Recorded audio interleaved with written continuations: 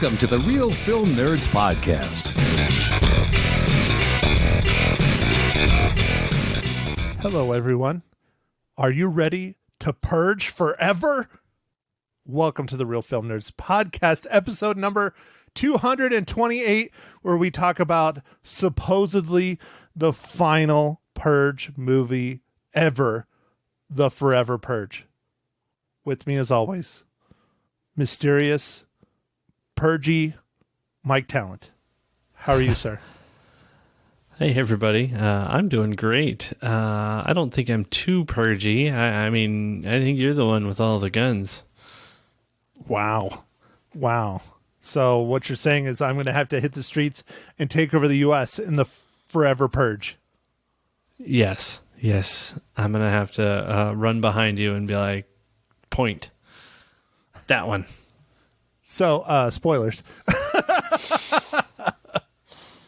No, we'll get in that later, because that is one thing that is very interesting about this movie is the main topic of what happens in the Purge and with the U.S. and racism and all those wonderful things. This is probably one of the most political of all the Purge films to date. I don't know, man. The last one that we watched was pretty political. Was it the election one? Election year? Well, but that wasn't the last one we watched. The last one we watched was the first Purge. Oh, okay. Because I believe the first Purge came out after election year. Okay. I remember the one election year was like super, super political. But this one, just speaking of, we'll get into it, but just speaking of what's happened in our country in the past year, this one is very much on that level, you know. So we'll see. So, okay, Mike, do us all a favor. We're all anxiously awaiting you to give us the rundown for the 2021 film, The Forever Purge. All right, Matt. Yep. So this movie was directed by Eduardo Gout. This was written by James DeMonico. And this movie is starring Josh Lucas, Cassidy Freeman, Anna de la Reguera, I'm sure I messed that up, Levin Rampin, Will Patton, Susie Ambrumit, and another one, Tenoch Huerta. Man, this is bad. This is literally like one of the worst ones you have ever had. Mike, you're terrible. It's like you never even set foot in Arizona or any of the Southwest. It's true. I don't know. I had 2 years of Spanish and I didn't learn anything, man. Clearly.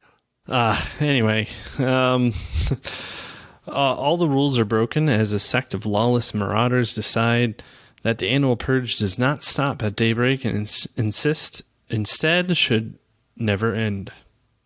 Purge Forever. It's another Purge film. I don't think it's my favorite. I don't think it's my most hated. It's somewhere in the middle of the 5 films. Have you ever watched the TV show is the question. No, I have not had a chance to watch the TV show. I wondered how that is going, or is there's one season. Are they doing more seasons, or? They did 2 seasons, 2018 and 2019, I believe. And it takes place in the chronological order, like right after the first Purge. Like not the first Purge movie, but the first Purge. Okay, I'm confusing myself. The movie that is titled The First Purge, not the first film that was called The Purge. There we go. Got it. That was complicated. So it takes place after that. And I watched a couple. Again, I never went back and revisited it. It was in that transition of when I was moving and doing all kinds of things, and it just kind of got pushed by the wayside. But so I don't want to get into too much on the political side yet, because that is definitely in the spoiler world. But Mike, there were my first impressions. I think it's okay. I don't think it's their best. I don't think it's their worst. It's just kind of, hey, another Purge movie. What are your first impressions? I think I liked it. These movies do tend to weave in some,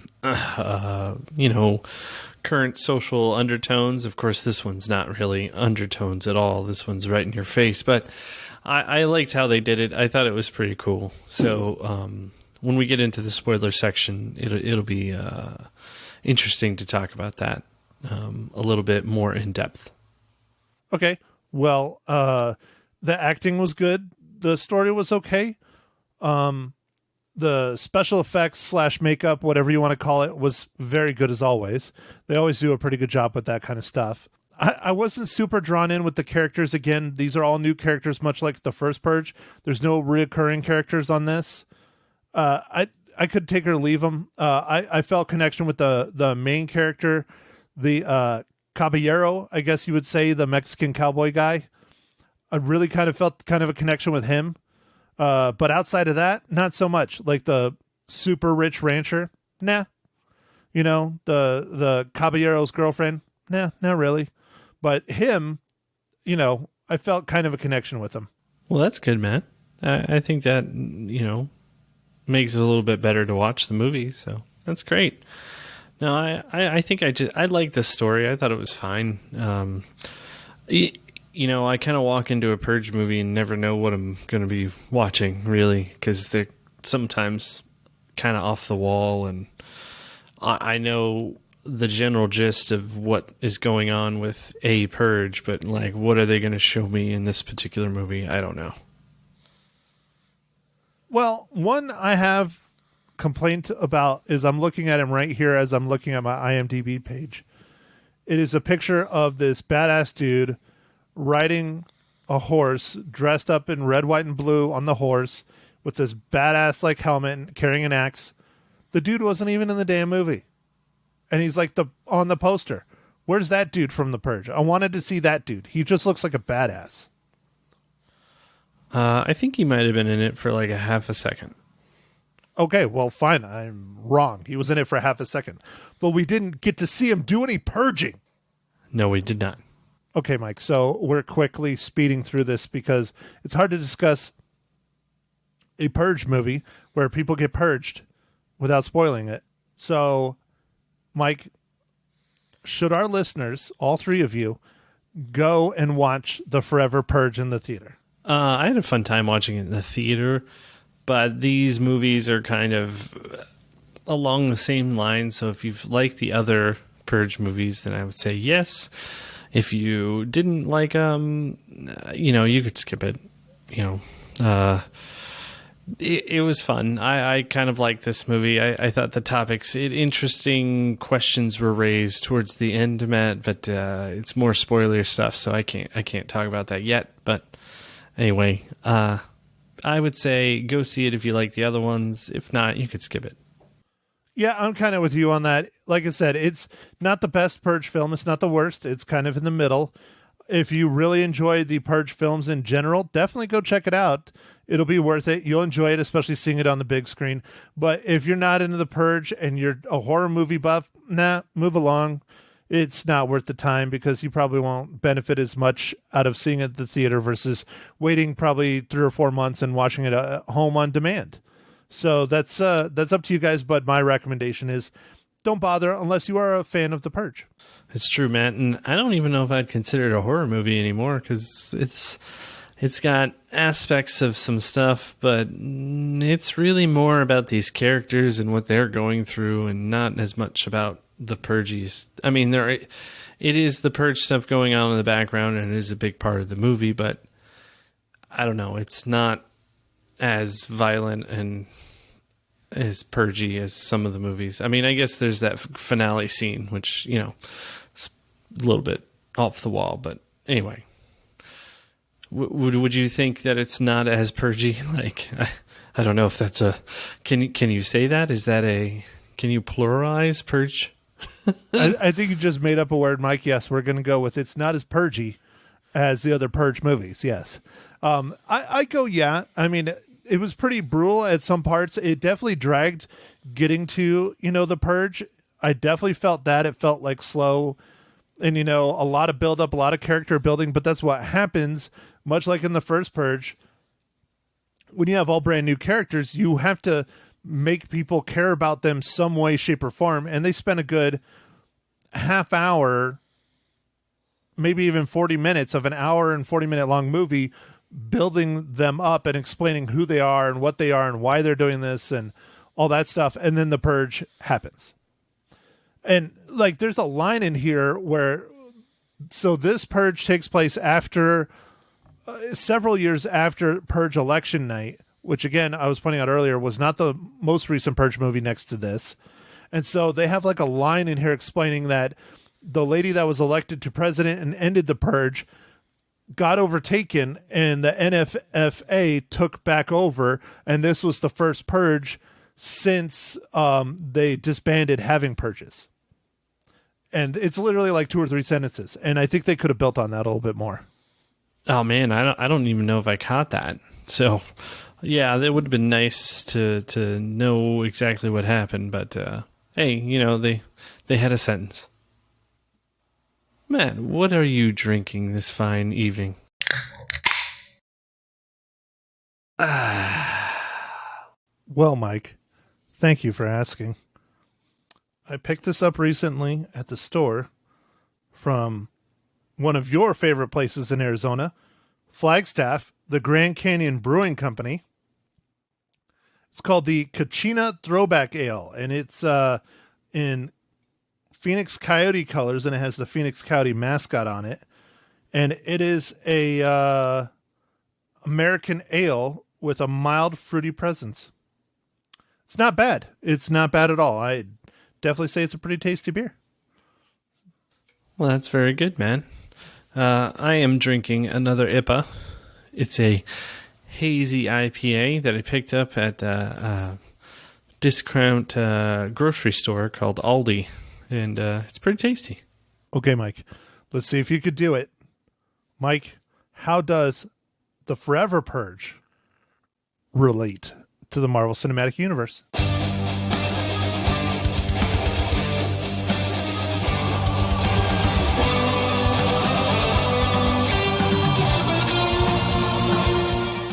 Well, Matt, this one looked like it might be a little bit harder, although it's not as small as some of the movies that we've been reviewing lately. But it wasn't too hard on this one. The composer for this movie, the Newton brothers, also worked in the music department on Avengers: Infinity War. Well, all right, good job, Mike. Yeah, You're keeping the streak alive, much like the Purge. It will never end. It's forever. yes, it is forever. Even though this was the last movie, they claim it is. Man. Yeah, they claim it is. I don't know. It's making. I don't know if it's at the top of the box office, but it's making money. It's making a good amount of money. Yeah. I have a hard time believing if it continues to make money. I feel like they're going to keep making them. Like, why not? Oh. Maybe they could do like Fast and Furious, and we'll get like 9 or 10 of them, and it'll be P9. Well, at least that's not a key on the keyboard. And, they better start to bring in some family. Yeah. It's all, you're not really family unless you purge together. Oh, that's good, dude. That's real good. Although that first Purge was family. It was family. Yeah. Again, the first Purge film, not the movie titled The First Purge. This is confusing. I'm going to get it figured out. We'll get there. But, Mike, guess what? We're now in spoilers. Let's do it. Excellent. All right, Matt. I don't know if I should just jump out there with the racism? Yeah, well, I mean, yeah, there's definitely the racism in here, but towards the end of the movie, Matt, the American refugees in Mexico. Yeah. Yep. Dude, I love that they were called dreamers. Yep. It's yeah. They flipped it completely on backwards. Yep.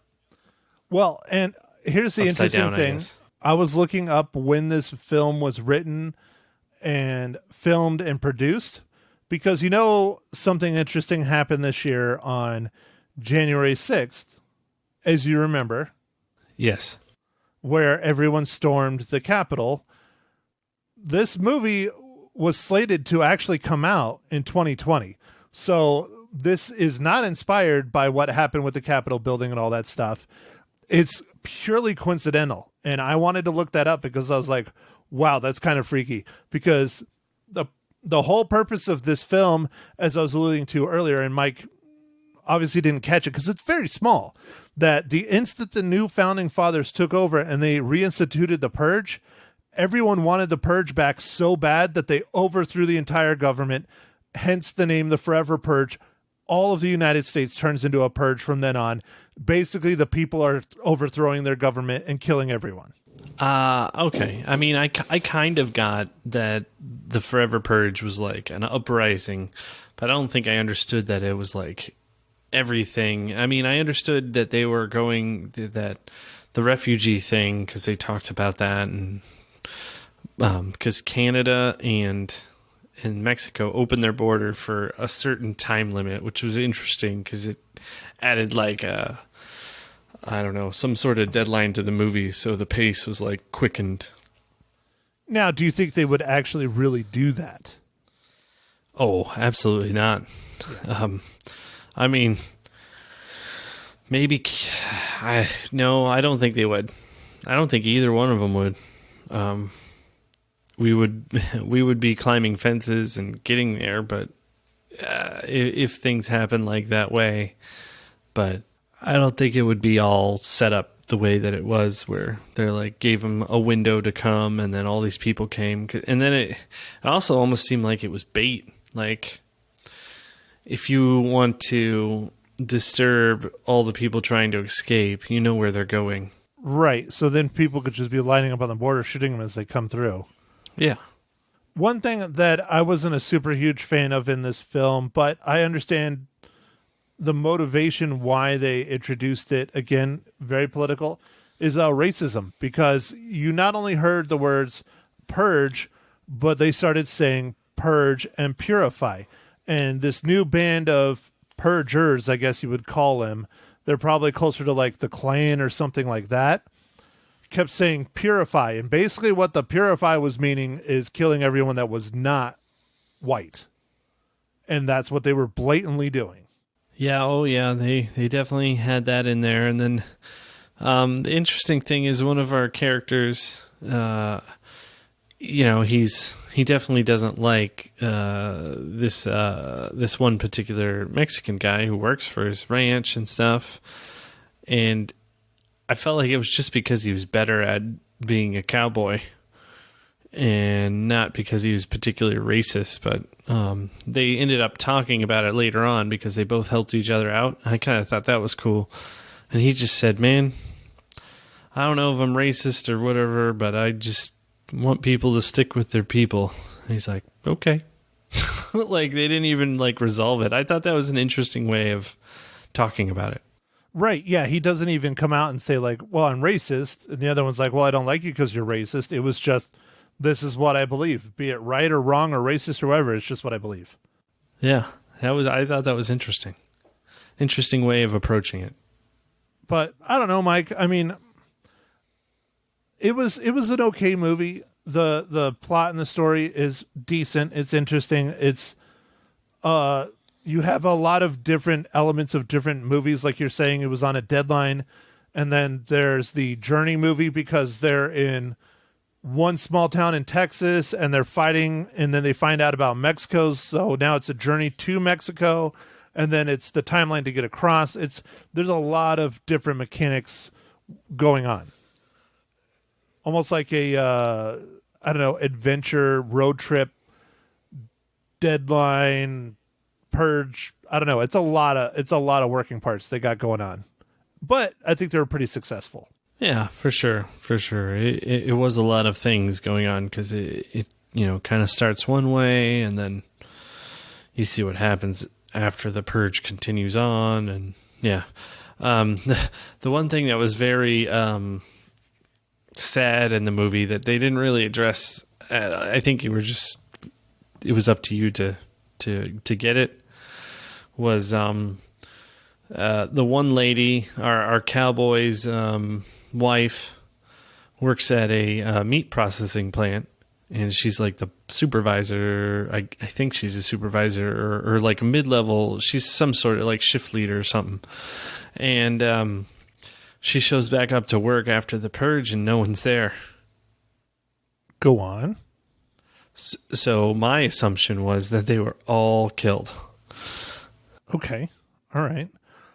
I don't know if they were all killed or if they were trying to do more of the race relation kind of thing, where they clearly pointed out that the majority of the people that were working at the meat packing plant were illegals.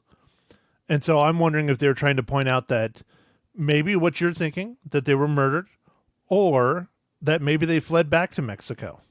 I don't know. I just thought it was like, whoa, because she showed up and it was like empty. She's like, where is everybody? And then, it moves on to the Forever Purge part of the movie. So you don't revisit that at all. So right. And that's one of those things, again, that would have been given our recent, COVID and everything that's happened in the past year. Again, this movie was done shooting by the time COVID hit. So it's really interesting how they have that in there. And that was a major factor in COVID, was the meat packing plants and how a lot of them are illegals in there and how close they have to work together and how they were passing COVID like nobody's business. And, it's the parallels with what happened in the past years. It's uncannily similar, even though it wasn't planned like that. It's strange. Yeah. Yeah. You definitely. Yeah. It's interesting. Okay, Mike, I can tell you were fading hard. Mike, how many reels do you give the Forever Purge? Matt, I'm going to give this one 3.5 reels. I enjoyed it. Again, you make me the effing bad guy. 3.5 reels. Really? You liked it that much? I just thought it was exactly, I don't know, like I enjoyed it. Mike, do you secretly want to be a purger? I can neither confirm nor deny. All right, Mike. Well, I give it 2 out of 5 reels. Okay. Yeah, well, I mean, I guess I'm Mr. Nice Guy now. I don't know what happened, man. 2021, and I just rolled over. COVID changed you, Mike. It did. It did. Or was it the vaccine? Did the vaccine change you? Yeah, like my cell phone signal is so much better on my phone, so I feel like things are good. It's not because you bought the Apple iPhone 322. It's the pure and simple fact that you now have a chip in your head, and it helps boost your cell phone signal. Yeah, and like I thought the nanobots would be itchy, but no, so far so good. That's good. So they don't itch on like the inside then, because that would be really weird. Yeah, I was worried, man. I was worried. It's like, how do you get the inside of your butt? Like, it's really scratchy. I'm not going to answer that. They have I guess you could use a back scratcher, but you would want to use the side that isn't sharp.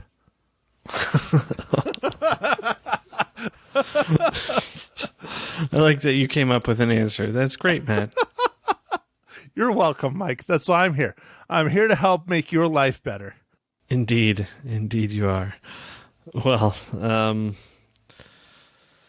Matt, what do you have any idea what we're going to watch next week? Mike, there's only one movie that I want to watch. Oh, yes. What ex-wife will this be? My first one, because I haven't been married yet, so she's my future ex-wife, yes. In her solo debut film, not debut, but her solo film for the Marvel Cinematic Universe, we will finally, again, much like The Purge, after a year wait, get to finally watch Black Widow. Yeah, I'm pretty stoked to see this. This will be great to see in the theater. I'm sure the theaters are going to be packed. It'll be much like Fast and Furious. Like F9, or at least Matt, when I went to see it, was packed. Was yours packed? They had a showing every half hour for F9, so I timed it where I went to a showing where it was empty. Well, good job, man. Yeah. Good job. I was really impressed with myself because I looked at like the 9:30, it was like jammed. And I looked at like the 9 and it was jammed. And I looked at the like 8:15 and it was like empty. I'm like, going to that one. Nice. Yeah. I guess with online booking, you're like full, not full. I still buy my tickets in person because I want to save those fees because I'm a cheap bastard. Well, at least you can browse, right? You get an idea of what it's looking like. Right. That's exactly what I did. I was just browsing around. So, but all right, Mike. So next week, the good old Black Widows with the ScarJos. Finally, the very first Marvel Cinematic Universe film of Phase 4, and it's a prequel. But we're getting Phase 4 finally. Yeah, oh yeah, it's been a while. Let's see, Matt, when was the last was Endgame? When was that released? 18? 19? 19. I think Endgame was 19. Yeah, 2019. Yeah, I think it's 2019. Man, it's been a long time. Normally we don't have to wait that long these days. Well, Black Widow was literally supposed to be out almost 2 years ago now. It was supposed to be out in May, right, of 2020? Right. It was supposed to be, it was either late April or first week in May of 2020. So it's been over a year.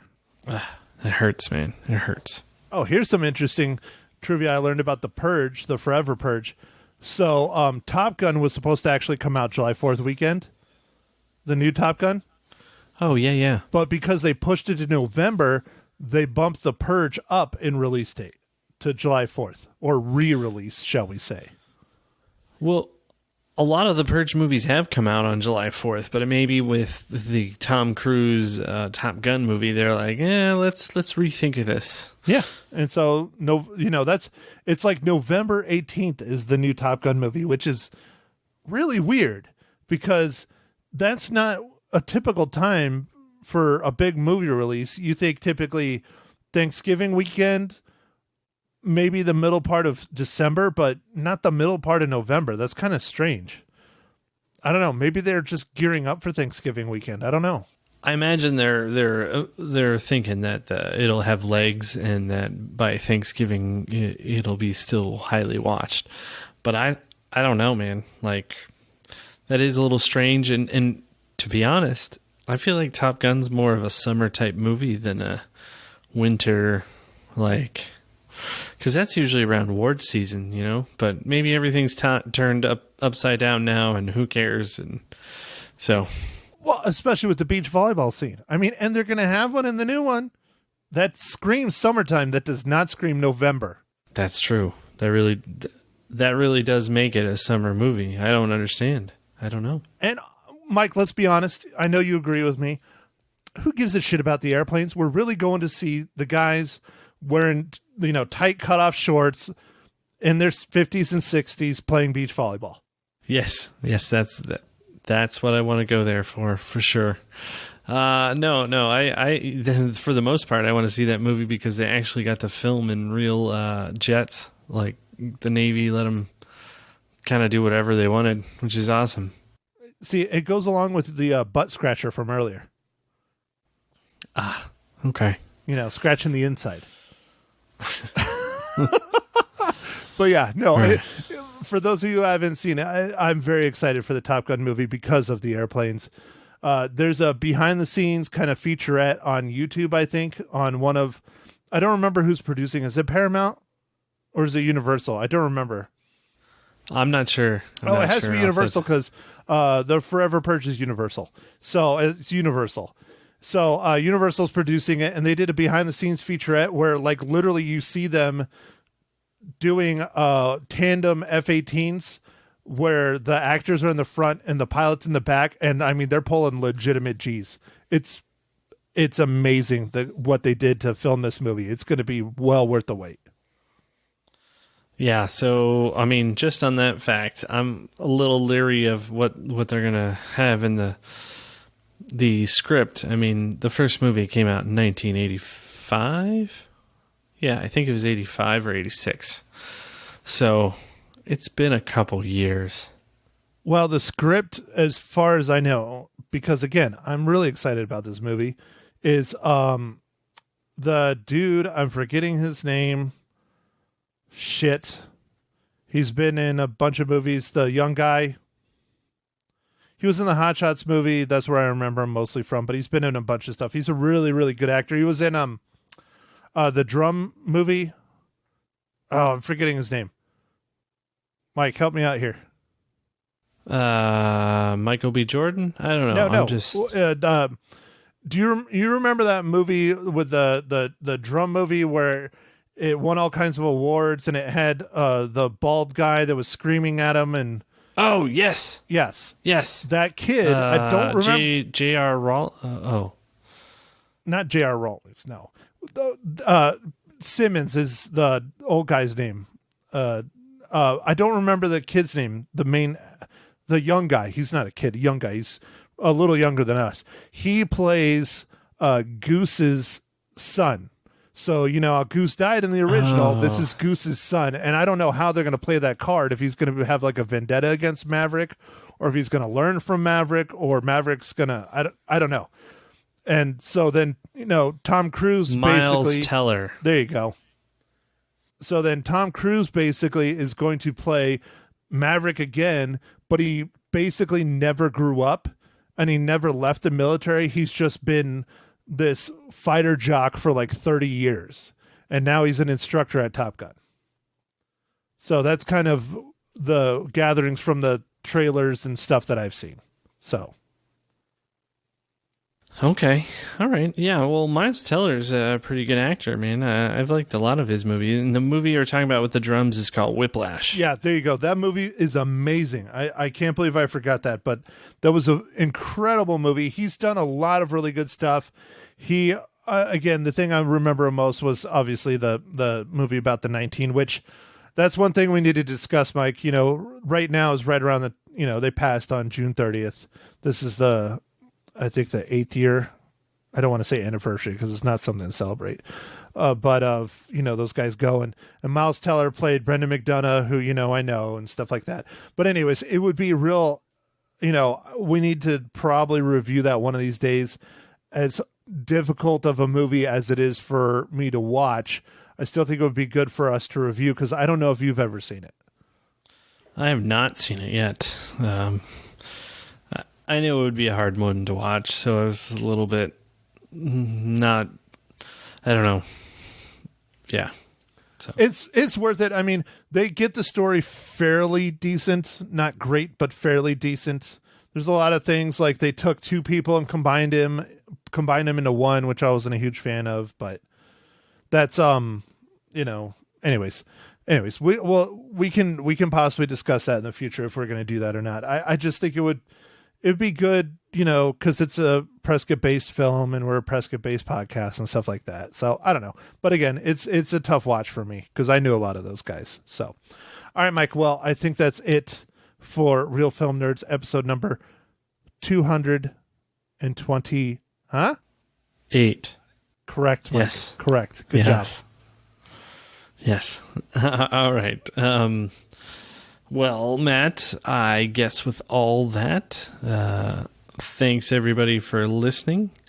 Make sure to catch us next week when we review the new Marvel Cinematic Universe movie. I wonder what the tie-in will be.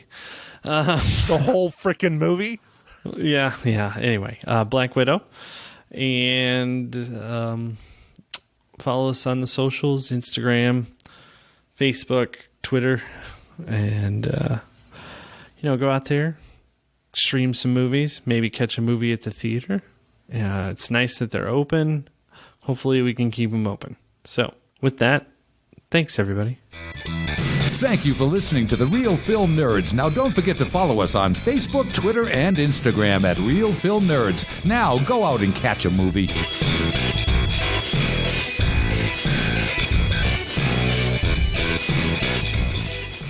Lightening my morning. No, that's not what I want to say. Lighting up my life this morning. It's Matt and Shaw from the Real Film Nerds podcast with me on Magic 99.1. Did you know that you had that effect on me?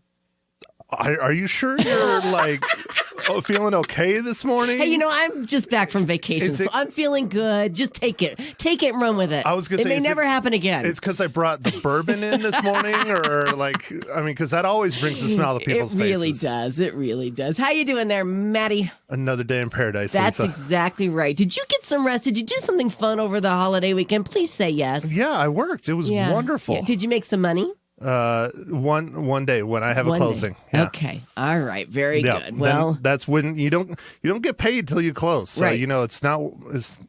Matt's a realtor. Shout out your phone number if people want to sell their homes quickly. 928-710-3255. There you go. Burger Mini Group. There you go. All right. So we're here to talk about movies, and you saw what this past week? The Forever Purge. The Forever Purge. This is the fifth Purge movie. Fifth or sixth, or I don't know. They all kind of run together. They all blend together. Right. It's all murder, mayhem. Okay, well, this might not surprise you, but it might. I've never seen a Purge movie. No, that doesn't surprise me at all. Now, if it was like The Purge in the Secret Window or something or whatever that movie was, then you probably would see it. Or if it starred who or whom in the film, would I watch it? Well, there's one so actor. many. Well, there's one in particular. Tom Cruise? Tom Cruise, you got it. All right, you know me so well. That's why we're besties. Well, Tom Cruise. And I recorded the pod last night because we record on Monday nights. Okay. And we spent a good 20 minutes talking about Top Gun. So. Oh, good. When's that coming out? Finally? November 18th. Oh my gosh, really? Well, okay, here's the point I have to make about it. Okay. It's coming out in November. It was originally, the reason why it comes up is Universal's did Top Gun and they did the Purge movie, and they flip-flopped the release date, kind of. The Purge typically comes out around July 4th because it's political and all that. But Top Gun was actually supposed to originally come out this weekend, but they pushed it back again until November 18th, so they bumped up the Purge. And so we were talking about that, and I was like, well, how are you going to have the new Top Gun in November when it's a summer movie? Exactly. There's an entire scene of beach volleyball of 50 and 6-year-old men in it. How are we going to enjoy that in November? We will enjoy it in November and all year round, as a matter of fact. But here's the thing. Don't bring that up, because you know what they'll do? They'll push it till summer 2022, and I just can't wait that long. I can't either. I'm really looking forward to that movie. All right. And it's all about Tom. It's all about Tom. TC, I like to call him. TC. Just for short. Hey, so what'd you think of the Forever Purge? Was it good? Was it different? What'd you think? It's extremely political. Okay. It very reminiscent of the past year, but what's interesting is that the movie was filmed and shot and ready to go before COVID hit. Oh, okay. So, it was going to come out that July 4th weekend of 2020, I think. Right. And just like everything else, got pushed back a whole year. Yeah. And then, the January 6th stuff happened at the Capitol and all that. And this movie has odd, strange parallels to everything that happened over the past year. Oh, that's got to be bizarre. It is. That might be a reason to see it. Yeah, it's kind of mind twisting. So how I described it on the pod is that if you liked the Purge films, this is another one. You're going to enjoy it. It's not as good as some in the past, but it's not the worst either. Okay. So if you like the Purge movies, I say go check it out. Yeah. Okay. If you're not super hot on them, wait till it comes out on Blu-ray or on demand or whatever. Okay. Now, if you've never seen a Purge movie like me, give me just an idea. This is what I think it is. Okay. It's like they get 24 hours to just commit any crime they want. Correct. Except for it's not 24, they get 12. 12 hours. It's one day a year, and it is something happened in America, and there's a new government called the New Founding Fathers. Okay. And the NFFA, or whatever they call them. Okay. And they're the ones that instituted this Purge night, and all emergency services are suspended. All hospitals are suspended for a 12-hour period. And in that 12-hour period, you're on your own to do whatever you want or try and run away from everybody that's doing the things that they want. Gotcha. Okay. Yeah, sounds like a lot of fun. It's an interesting concept. It is, and but it's very horror movie like, but this one isn't so much horror movie. This one leans, like I said earlier, more political. It's a lot about racism, Mexico and America, and all the things we're really dealing with. Yeah, it's very strange how it hit like that. And I mean, they finished filming it before COVID happened. Wow, and they didn't change anything. Nope. Okay. Not that I know. How many reels you giving it? I only give it 2. 2 out of 5. Yeah. That's low. My co-host, you're kind of bored with it, I think. My co-host loved it. He gave it 3.5. Okay. So, but it was, I don't know. Yeah. There's all new characters. There's It's just another Purge movie of people, killing. Right. Basically. Right. Committing crimes and getting away with it. All right. Yeah. I think I'll pass on that one. What are we looking forward to next week? Oh, you how do you not know, Lisa? How do you not know? Because I live under a rock or I've been on the beach all weekend. We have ties to the Marvel Cinematic Universe with my pod. Yes, you do. And it's got to be Black Widow. It's got to be Black Widow. Look at Lisa finally pulling it out of the air at the last second. Finally. It's been like 2 years since we've had a new Marvel movie. Scarlett Johansson, right? Starring. As I like to say in my podcast, my future ex-wife. Your future ex-wife. Oh, that's very optimistic of you. I know, isn't it? Yeah, right. See, I'm trying to be chipper. The Black Widow. You're going to see it in the theaters, I'm assuming. Definitely, because that's what we do now. Yeah, you can watch it in the theaters, or you can get it on Disney Plus for like $30. Oh, I'm going to go to the theater. Yeah, go to the theater. All right, very good. Catch the pod, as Matt likes to call it. Yes. It's called the Real Film Nerds Podcast. Matt, thanks for bringing it here this morning on Magic. Thank you always, Lisa. You're the best. You're welcome. Thank you.